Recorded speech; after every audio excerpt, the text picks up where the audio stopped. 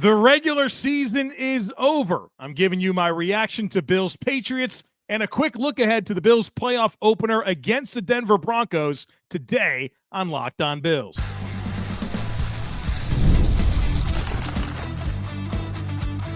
You are Locked On Bills, your daily Buffalo Bills podcast.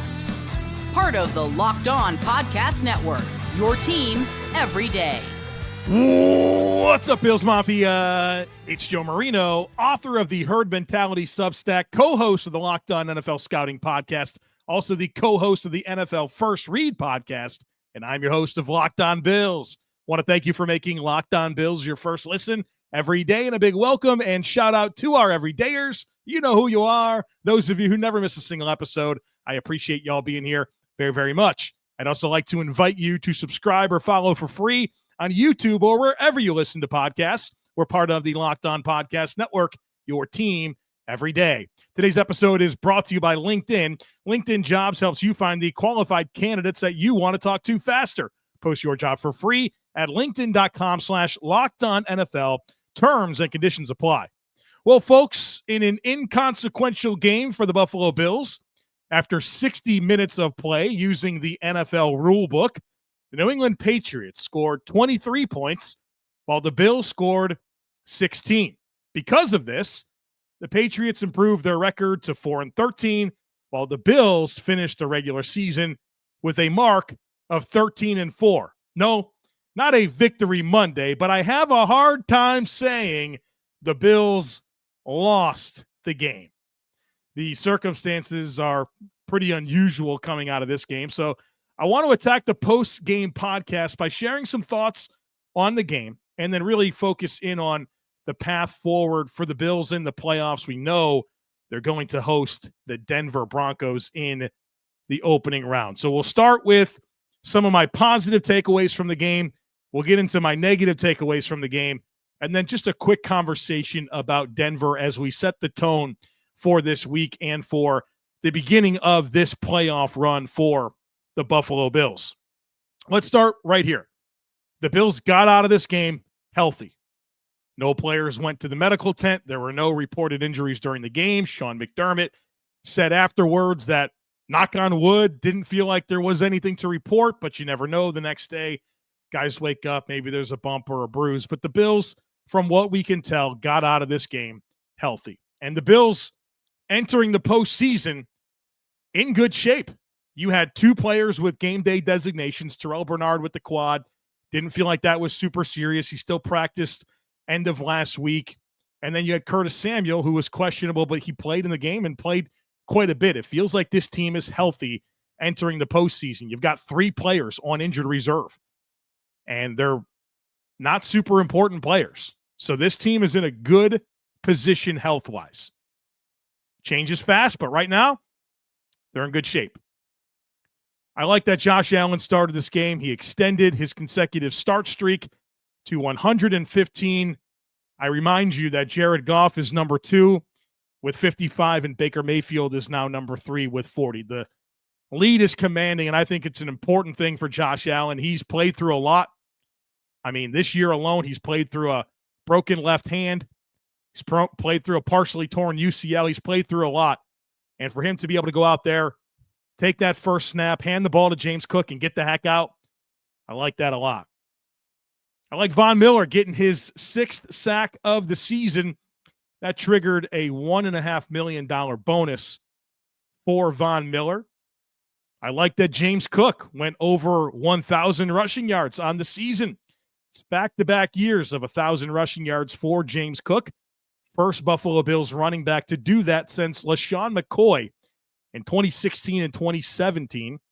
And Cook also got his 16th rushing touchdown of the season, which ties O.J. Simpson for the most ever in a single season by a Bills player. The Bills also in this game became the first team in NFL history with 30 rushing touchdowns and 30 passing touchdowns in a single season. That's fun. Mac Hollins got 2 catches. That triggered a $50,000 bonus. Sam Martin got a $100,000 bonus by hitting his 25th punt inside the 20 this season. And it was very intentional, and it speaks to kind of the Bills' mindset for this game. Sean McDermott punted on a 4th and 3 from his own 37-yard line, or from the plus 37-yard line, down 1 point in the fourth quarter. I mean, you either kick a field goal there or you go for it. But the intent was, let Sam Martin go get this $100,000 bonus. And the Bills allowing these players to go out and chase these records, chase these incentives, get this extra money is notable. It's not lost on the players. It sends the right message to the locker room. You've heard from many Bills players after the game about how it says that, hey, we're a family and the team cares about me and they want me to go out there and reach these incentives. It sends a strong message to potential free agent signings. But as you're watching other teams literally penny pinching and not letting guys go out and get incentives, it makes me really appreciate what the Bills did there. Look at what the Dallas Cowboys did. I mean, come on. You have teams out there that are intentionally stiff-arming their guys from going out and getting this stuff done, and the Bills are going out of their way to make it possible. Now, look, it has to make sense. The stars do have to align, but they did, and it was really cool to see those guys go out there and maximize on their opportunities to cash in on incentives. Some other positive takeaways in this game. Obviously, we're attacking this a little bit differently. You know, I'm not going to sit here and talk about game script and all that. The Bills played their backups for the entire game, and there wasn't like a whole lot to glean from the performance. But I think there are some good things that stood out, and I want to get into them now. Ray Davis thought played well, 15 rushes, 64 yards, had a receiving touchdown in the game. Needed him to kind of grind out some yards, did some good things rushing him off tackle. Ray Davis has been good all season long, and he continued that in this game. I thought Javon Solomon on the defensive side of the football really popped. Came away with 7 tackles, the tackles for loss, had a quarterback hit. He had a couple shots at a sack, but that Joe Milton guy, he's big. He's big, strong, athletic quarterback that is actually, he's bigger than Javon Solomon. So he had 2 real good chances to get him down. He couldn't get him down. But I thought the main takeaway there is that he was an active player. You could feel his presence, and he was able to win some pass rush reps. He just couldn't finish. Thought Jamarcus Ingram popped in a positive way defensively. Had a nice tackle for loss, looked strong in coverage. And he was also the guy that went down the field and downed that Sam Martin punt. He was going into the end zone, and Jamarcus Ingram made a fantastic play. And Jamarcus Ingram's one of the gunners for the punt team. It's him and Cam Lewis. Those are the guys that fill that role. I thought the Bills played the run fairly well. Patriots had 30 rushes for 77 yards. That's 2.6 yards per carry. That felt pretty strong. I like that Tyler Bass made his field goal. I know, obviously, missing the extra points, not something we love to see, but him making a field goal from 49 yards is good. Obviously cold, bit windy out there, and he made that field goal from distance, 49 yards, and did so from the right hash. We know that Tyler Bass prefers to kick from the left hash because he gets the choice on extra points, and he always picks the left hash. So you know that's his preference.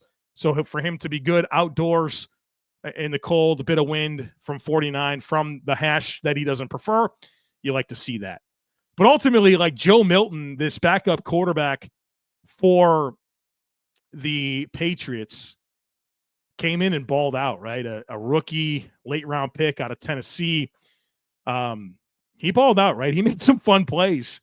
And I know Drake May's obviously their future as a top 3 pick, and I thought he had a very strong rookie season, all things considered. I think everything was terrible around him, especially with the O-line, especially with the receivers. Obviously, the running back situation didn't really work out. They gave Ramondre Stevenson an extension. He flops in a big way. I mean, they got a couple of tight ends that look pretty good, but Drake May, I thought, played really well as a top 3 pick this year. And now they got this other dude, Joe Milton, who surely caught a lot of people's attention in this game. And he was really good, right? You watched him play. I mean, he's got physical upside. He made plays. He extended plays, got the team out of bad situations. It was good. So that's kind of the story of this game, is the Bills kind of did some good things, but Joe Milton went in there and balled out. And it cost the Patriots in a big way. The Patriots controlled their own destiny in earning the number 1 overall pick. All they had to do was lose, and they won the game. And now, obviously, players and coaches don't tank or purposely lose games, but maybe they didn't expect for Joe Milton to go out there and do all that. And, of course, shortly after the game, the New England Patriots fired their head coach, Gerard Mayo, just one season. And I talked about it with Mike Debate of Locked On Patriots on the crossover preview last Thursday about this being a possibility. And if you listen to any of the other podcasts that I do, whether it's NFL First Read or Locked On NFL Scouting, I've been pretty critical of Gerard Mayo all season long. I don't really like the idea of coaches being one and done. I don't think that's fair, but I think you could look at the year that Gerard Mayo had, I mean, right from his opening press conference until this game, and realize that there's some real congruency issues with his messaging. He's had goofy comments. He's had goofy game day decisions. And when you kind of realize that it's not going to be the right guy, I think the worst thing you can do is just let it play out to be fair to them. If you just don't see it, then you don't see it. And I'm not in the building, but I think you can watch and observe the Patriots this year under Gerard Mayo. It's not that they won 3 or 4 games. They were projected to win 4. That's not the surprise to anybody, but you could see and feel a lot of weirdness from him all season long. And, understand exactly why New England made him one and done this year. I think eyes are on Mike Vrabel there. He interviewed for the Jets job this week.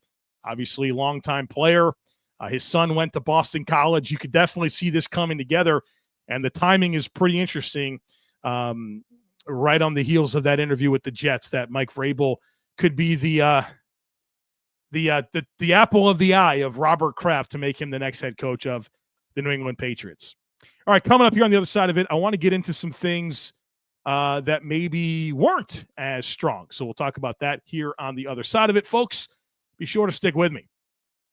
Growing your business, your small business in 2025 comes down to how well you can hire. And let's face it, better hires start with smarter insights. That's where LinkedIn comes in. With the strongest hiring data available, LinkedIn helps you identify the right candidates, giving you the confidence to make the best decisions for your business.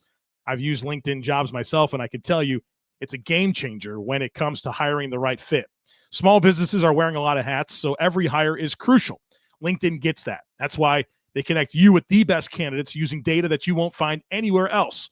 From unique skills and interests to connections you share, LinkedIn helps you find the right person for the job. In fact, 72% of small businesses say LinkedIn helped them find high-quality candidates. I know from experience how important it is to make the right hiring decisions. Having access to insights like what skills candidates have or how they're connected to your network, that helps you feel confident when you pull the trigger. Hire smarter this year and find your next great hire on LinkedIn. Post your job for free at linkedin.com/LockedOnNFL. That's linkedin.com/LockedOnNFL to post your job for free. Terms and conditions apply. Did Rocket Money help you find any subscriptions you forgot about or you were paying for twice? That happens, folks. People have subscriptions, didn't even realize that they're paying for them, but Rocket Money makes it easy to track them down. It's like having a personal assistant for your finances. Rocket Money is a personal finance app that helps you find and cancel your unwanted subscriptions, monitors your spending, and helps lower your bills so you can start growing your savings. It brings everything together in one place, whether it's subscriptions, your spending habits, or even the goals you want to hit this year. Rocket Money has over 5 million users and has saved a total of $500 million in canceled subscriptions, saving members up to $740 a year when using all of the app's premium features. The app has so many great features. We talked about the subscription tracker. We talked about the goals feature where you can automatically set aside money for your future. There's no more stressing about budgeting every month. So cancel your unwanted subscriptions and reach your financial goals faster with Rocket Money. Go to rocketmoney.com/lockedon today. That's rocketmoney.com/lockedon. rocketmoney.com/lockedon.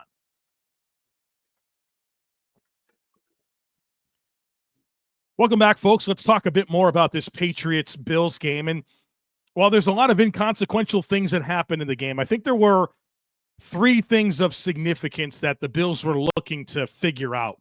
I think Curtis Samuel and where he's at, the safety position, and the defensive tackle position. We'll start with Curtis Samuel. Had 7 catches on 8 targets for 52 yards. A lot of those catches look exactly the same. It's that perimeter screen, give him the ball and ask him to create. And obviously you can watch him play and realize that he's got an explosive gear. He's a very quick accelerator. And surely that would be great to have for the Bills in the postseason. Obviously, it's not been a great opening year for Curtis Samuel. He's not lived up to the contract. I get all of that. But I think what's interesting about him as you start to think about the postseason run, Bills are starting with Denver, a very blitz aggressive team. They're probably going to play Kansas City, extremely blitz aggressive. Baltimore can be blitz aggressive. So a player like Curtis Samuel to give you some speed to use on checkdowns, to use on outlets, I think can be meaningful. But Curtis Samuel's missed a lot of time. And Sean McDermott said in the press conference last week that, look, you can't just miss a bunch of time and then come back in your first game, be back in the playoffs. You got to get some run under you. And I think it was important for Curtis Samuel to go out and play a little bit and get his feet wet and get, some game reps if he's going to be a meaningful piece of this offense. Or maybe meaningful is probably too big of a word, but at least an ancillary, just an X factor of sorts in the offseason or in this playoff run. And it'd be nice to see. It'd be nice to feel like you got some value out of that contract, because right now it's not looking like a good one. I think you also look at the safety situation. Sean McDermott said the same thing, and really it was about Damar Hamlin, a guy that's missed the last 3 games. He's been a starter for this defense all year. With his absence from the lineup, it's opened the door for Cole Bishop to play. Cole Bishop's played reasonably well, and you've seen in this game, it started up Taylor Rapp and Damar Hamlin for a while, and Sean McDermott said he wanted to see that combination. Back on the field and getting game reps to evaluate and assess.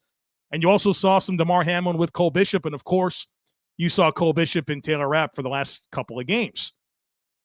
The question is, did you get the clarity? Because from watching the broadcast game live one time through, it's hard to sit here and say that anybody played good or bad. I think you can look at individual plays. The touchdown pass, Taylor Rapp looked terrible. Damar Hamlin gave up some plays. It was hard to see any blunders from Cole Bishop, but overall, just nothing stood out that favorably, if you will. So we'll have to watch the tape on that and see what it tells us. But it certainly was an important showcase for those players, in particular Hamlin and Bishop, to figure out who's going to be the guy next to Taylor Rapp in the postseason. The other one is defensive tackle, where I think the Bills are trying to figure out exactly who they want to dress on game days in the playoffs. You know that Ed Oliver and Daquan Jones are good to go. They were inactive for the game. So it comes down to Dwayne Carter, Austin Johnson, Quentin Jefferson, Jordan Phillips. Did you figure out which 3 you want to dress behind Oliver and Johnson, or Oliver and Daquan Jones on game day? And I would say, very much like this safety conversation, nothing obvious stood out to me watching the game live, but their performances mattered in this game, as I do think that there's reps on the line for the postseason based on how guys fared in this one. I want to talk about Mike White a little bit here. Boy, was he rough. Not that your expectations were very high. Signed just before the start of the season. Been on the practice squad. The messaging has been really good. But he didn't play well. He was 3 of 11 for 28 yards. He missed throws. The ball looked extremely heavy coming off his hand. He didn't spin it well. You've watched quarterbacks. You can tell when they spin it well. And Mike White just looked like he was throwing a cement block off of his right hand for the 11 passing attempts. I mean, it's kind of rough to watch. Not that I had high expectations, but this is a player that the Bills signed for a 1-year extension. He signed through 2025. Mitchell Trubisky also signed through 2025, but there's a pretty telling clause in his contract where the Bills can get out of that deal this March, and maybe that happens, and maybe the Bills are anticipating this and wanted to get a look at Mike White to see if he can go. And I'm not sure you saw anything in this game that gives you a whole lot of confidence. And I think that's kind of been Mike White. I know he had a couple of games initially with the Jets where he came on and lit the world on fire. And, there was a bit of a hype for him. But I think if you've watched Mike White throughout his career, you watched him in college, you've paid attention to him, you realize that he's a lot more of what he showed you in this game than, the couple of big games he had with the Jets. And I mean, this guy couldn't beat out Skylar Thompson in Miami this past year. So I don't know. I don't have a lot of hope for Mike White. Obviously I don't love Trubisky, but I think it's probably going to be one of those guys backing up Josh Allen. Maybe this game like this is exactly the type of motivation that the Bills need to be inspired to go draft a Joe Milton on day 3 and see what that can be for you. I think that would be kind of fun to have a player like that in Buffalo, so you're not just continuously going through the Case Keenum, Matt Barkley, Mitch Trubisky, Mike White, whatever, noodle arm quarterback that can't really play. So hopefully Josh Allen is consecutive start streak goes to 400, right? I think that's what we all hope. But, seeing Mike White and thinking about him being the backup quarterback, obviously I don't come away from this performance with a ton of enthusiasm for that, although I do understand that this isn't the greatest exposure to really take much away from. Although it's a pretty bad football team in the Patriots, you still have some decent players around you in Buffalo to go out there and execute. I thought Keon Coleman had a rough game, 2 catches on 10 targets. This is a type of showcase opportunity that you'd kind of expect going up against a suspect Patriots defense with a lot of backups. You like Keon Coleman to go out there and just get buckets, right? And that just didn't happen. Some of that's bad throws, but he had some chances that I thought he could have been better at the catch point, and that's what he's here for. He's not going to be a great separator. He hasn't really been all year. Can he go win those leverage battles at the catch point? And he just didn't in this game. I mean, there are a couple of times where you could feel like he could come back and work for the football and, at least try to draw a flag. It just didn't happen. I think it's been an up and down season for Keon Coleman. I think there's been a lot of really fun, exciting plays that you love. But, you still got to be mindful of the growth areas. And he's a young player. Yeah, I think it's been a good rookie season altogether for Keon Coleman. And I would like to have seen what it looked like without the wrist injury. But, he had a lot of ups and downs, and we'll cling to the ups and look for consistency, moving forward. But this wasn't the showcase I was hoping to see from him as a guy that I expected to play quite a bit in this game. And then I think Kyer Elam, I think he just wanted to be better. This is a game against backup quarterbacks, not great receivers, and it feels like Kyer Elam just not standing out in a favorable way. And definitely was hoping to see more out of him as well. Real quick on my predictions, we'll spend the next segment kind of talking a little bit about Denver, but I always like to recap my predictions that I do on our Saturday podcast. And I didn't do so hot, but I knew that this is going to be a tough game to predict anything. My first prediction was that the Bills would break the record for the most different players with a receiving touchdown of the same season. They needed someone to do that to get their 14th different player. We all thought it would be Reggie Gilliam. They tried on the play before the Ray Davis touchdown pass. Reggie Gilliam was the first read. He just did not get any separation on a little flat route. So they weren't able to get that done. So that didn't happen. I got that wrong. On inactives, I said if I got 4 out of 7 correct, then I would count it as correct. I wound up getting 6 correct. Now, the Bills actually had 8 players inactive, and they chose to do that. I don't know exactly why. I would guess it's because of the Amari Cooper situation. Something popped up late in the week where he had a family matter. He didn't travel with the team. He didn't go. He wasn't there. So he was inactive. And I'm guessing at that point in the week, the Bills have already communicated who was going to play, who was not going to play. And they didn't want to tell a player that wasn't going to play suddenly that they are. And so they went with 8 inactive players. So I got 6 of them right. Terrell Bernard, Ed Oliver, Greg Rousseau, Taron Johnson, Amari Cooper, Deion Dawkins. The Bills also had Daquan Jones inactive, and they went with Christian Benford inactive over Rasul Douglas. I thought as a veteran, Rasul Douglas might be the inactive player.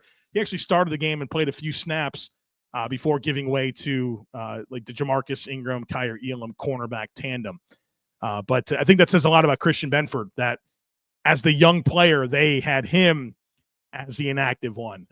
He's a star corner in the NFL, whether he's a Pro Bowl alternate or not. So I got that one right. Practice squad elevations, I predicted KJ Hamler and Richard Garage. I was wrong. It was Will Clapp and Casey Toohill. Bills love Casey Toohill, I'll tell you that. He started the game running around like crazy out there. I predicted that Joe Andreessen would have the most tackles in the game for either team. He had 10, which is the second most. Christian Ellis, linebacker for the Patriots, had 13. But those are the only 2 guys with double-digit tackles. So I had the right idea. I didn't know Christian Ellis was going to have 3 more tackles than Joe Andreessen. I also predicted that the Bills would win. That didn't happen, but I think those predictions were pretty inconsequential, just like the Patriots ending the game with more points than the Bills. All right, on the other side of it, some quick thoughts about Denver coming to Orchard Park to open the playoffs for the Buffalo Bills. We'll get into that next, folks. Be sure to stick with us. From big upsets to game-winning drives, the NFL playoffs are better with FanDuel, because right now, new customers can bet $5 and get $250 in bonus bets guaranteed. That's $250 in bonus bets Win or lose, the FanDuel app gives you everything you need for live bets, same-game parlays, and so much more. And FanDuel has so many different ways for you to pick up a win. I love betting on which players hit the over on stat projections and if a team will cover the spread. I love building parlays. It's thrilling. And not only can you bet on who will win the game, but FanDuel also has bets for which players will score a touchdown, how many points each team will score, and so much more. Just visit FanDuel.com to join today and get started with $200 in bonus bets. That's FanDuel.com. Make this playoff season unforgettable with FanDuel, an official sportsbook partner of the NFL.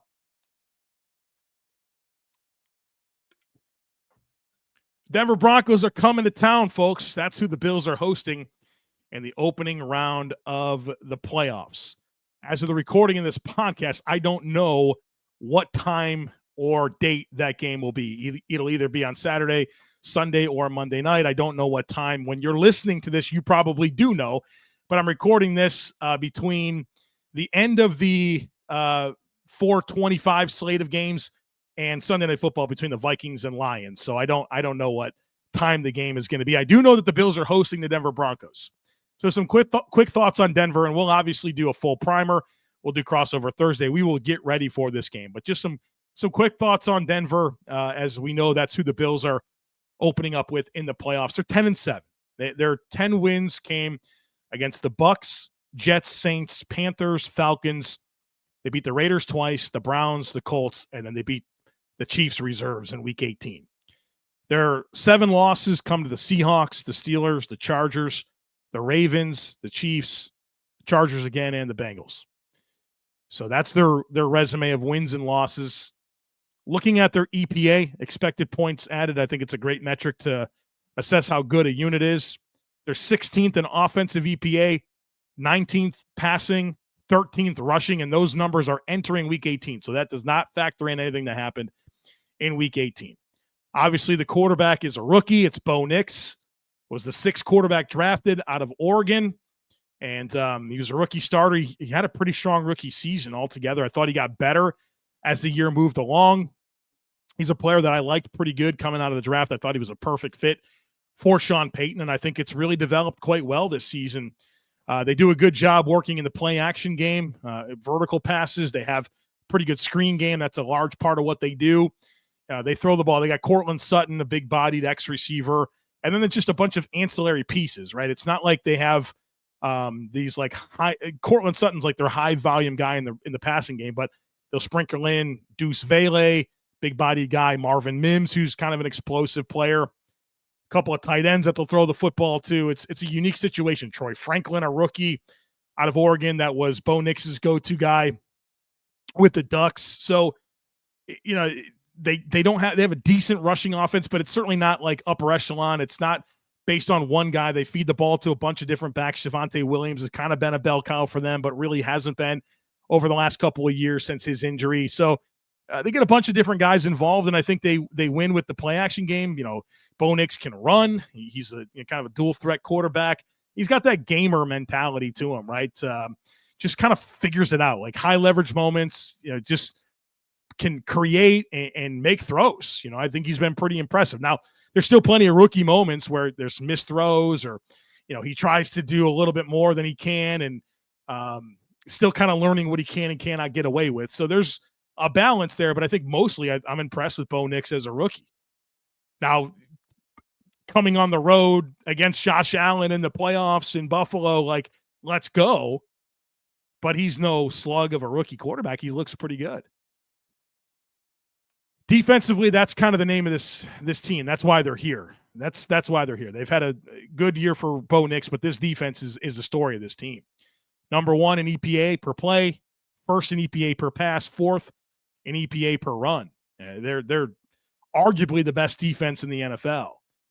And Patrick Surtain's kind of the face of their defense, star cornerback. You know, he can take away a player. And I think that's what's exciting about the Bills, though, is like, okay, who you want to line up against? Coleman, Cooper? I don't think it really matters.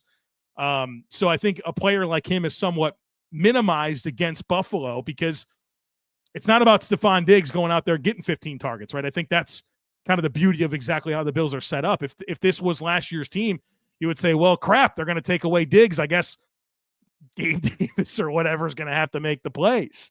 I think this offense is set up pretty well to manage a player like Patrick Surtain. The Denver Broncos also lead the league in sacks. I think they had over 60 sacks this year. Second highest blitz rate team in the NFL. They blitz a ton, mid to high 30%. So on any given game, they'll blitz. The only team that they don't blitz more than is the Minnesota Vikings and Brian Flores. And they got some good rushers. Nick Bonito is super bursty and bendy, quick off the edge. Jonathan Cooper is a good young edge rusher. Zach Allen can rush some of those interior gaps, and he's applied a ton of pressure this year. So they know how to get guys to attack the pocket. Now, it's good on good because they're a great pass rush team. The Bills are a great pass blocking team, and they've gotten so much better against the blitz this year. Think about that Detroit game. So it's an interesting matchup. Obviously, I'm high on the Bills with Josh Allen in Buffalo. Rookie quarterback, younger team that hasn't quite paid their dues. Obviously, I think they're going to be good. They're a team that I think is going to be in the mix to compete for the playoffs and go on runs every single year. But this is kind of the start of that for them, and you'd like to think that this is a game that Buffalo can handle at home. I've seen some of the opening lines between 7.5 or 8.5 point favorites for the Bills. And obviously you want to go out and take care of your business, but you can't take anything for granted in the playoffs, but you'd like to get this one. The other matchups in the AFC, the Chargers are going to Houston as the 4-5 matchup. The Ravens are hosting Pittsburgh. If the Bills beat the Broncos and the Ravens beat the Steelers, which I feel like is likely, Baltimore comes to Buffalo for round 2 of the playoffs.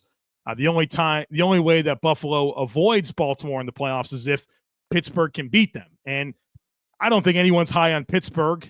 Mike Tomlin said himself that they got some stench on them lately. Russell Wilson's turned right back into a pumpkin, right? Teased us for a couple of games, but obviously he's just a cheeseball quarterback. If you've watched him play over the last few years, he's right back to it. But I think the silver lining, if there is one, is if you're rooting for Baltimore to lose, which I think everyone is, Pittsburgh's at least a divisional team. They've been to Baltimore a billion times. That's nothing new for them. And division games are tough, right? The Pittsburgh beat Baltimore earlier in the year. And so, there's always that weird factor. And the Bills hosted Miami a few years back in the playoffs, and Skylar Thompson's a quarterback. And while the Bills dominated the game, Miami still had a chance with the ball at the end of the game to go win the whole thing, right? So I think that's what you cling to if you're hoping for a Baltimore loss. But got to deal with the Denver Broncos first and go from there. So Bills hosting Denver to open the playoffs, and we'll spend a lot of time getting ready for that this week.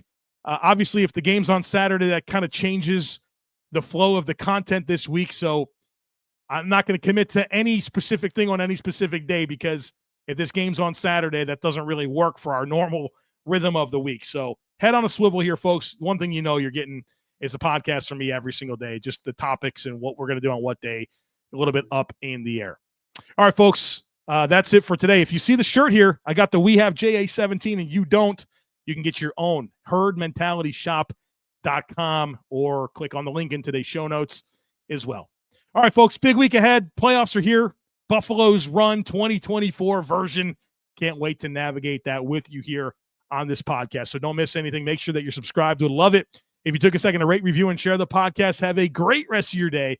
Go Bills, and I look forward to catching up with you again real soon.